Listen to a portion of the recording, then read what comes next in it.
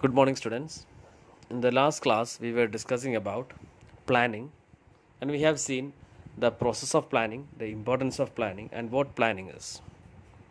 And today, we are going to discuss about the types of planning which is followed in an organization. Now, planning is divided into 5 categories on the basis of its specialities or the type which is being used. The first type is activity covered planning, where it is again divided into corporate planning and functional planning. Second is planning on the basis of period, and it is being divided into 2, long term planning and short term planning. The third is planning based on approach. It is divided into 2, proactive planning and reactive planning. The fourth is formulation, planning based on the formulation. It is formal planning and informal planning. And the last one is planning based on importance of the results. And it is divided into 2 categories, the strategic planning and operational planning. Now, let's see one by one. Now, the first type of planning is planning based on activity covered. So, here, ഇവിടെ planning divide ചെയ്തിരിക്കുന്നത് 2 category ആയിട്ടാണ്.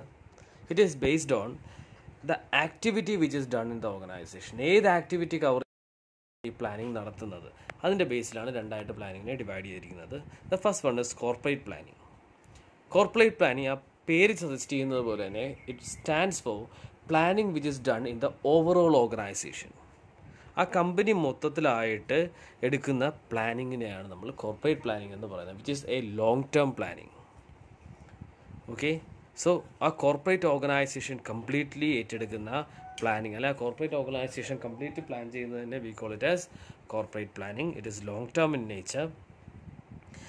So objectives achieve ചെയ്യാനായിട്ട്, കമ്പനിയുടെ organisational objectives achieve ചെയ്യാൻ വേണ്ടി create ചെയ്യുന്ന plans ആണ് corporate plans എന്ന് പറയുന്നത്.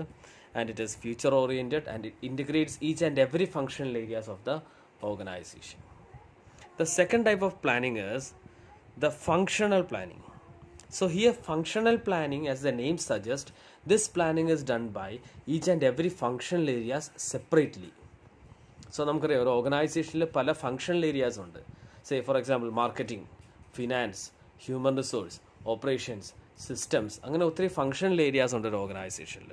ആ ഓരോ ഫങ്ഷണൽ ഏരിയാസിൻ്റെയും ഇൻഡിവിജ്വലി അവർ ക്രിയേറ്റ് ചെയ്യുന്ന പ്ലാൻസിനെയാണ് നമ്മൾ എന്ത് പറയുന്നത്, ഫങ്ഷണൽ പ്ലാനിങ് എന്ന് പറയുന്നത്.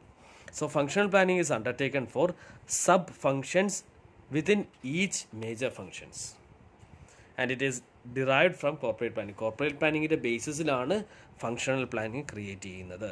And it is segmental. ഓരോ ഫങ്ഷണൽ ഏരിയാസിനും സെപ്പറേറ്റ് പ്ലാൻസ് ആയിരിക്കും ക്രിയേറ്റ് ചെയ്യുന്നത്.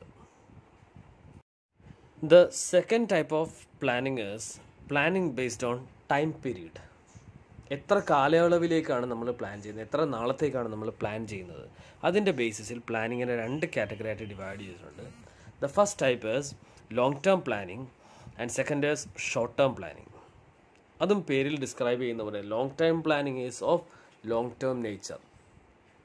കുറച്ചധികം കാലത്തേക്ക് അല്ലെങ്കിൽ 3 തൊട്ട് 5 വർഷത്തേക്ക് ആ ഒരു കാലഘട്ടത്തേക്ക് നമ്മൾ അച്ചീവ് ചെയ്യേണ്ട ഒബ്ജക്റ്റീവ്സിന് വേണ്ടിയുള്ള പ്ലാനിങ്ങിനെയാണ് ലോങ് ടേം പ്ലാനിങ് എന്ന് പറയുന്നത്.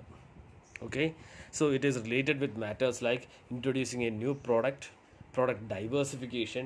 പ്രോഡക്റ്റ് ഡൈവേഴ്സിഫിക്കേഷൻ എന്താ, നമ്മളിപ്പോൾ ചെയ്തിട്ടുണ്ടിരിക്കുന്ന ബിസിനസ്സിൽ നിന്ന് മാറി ടോട്ടലി ഒരു പുതിയ നമ്മൾ മാറുന്നു. ഓക്കെ, സോ അങ്ങനെയുള്ള കാര്യങ്ങൾക്കാണ് നമ്മൾ ലോങ് ടേം പ്ലാനിങ് ചെയ്യുന്നത്. It is of long term nature. Okay, second one is short term planning.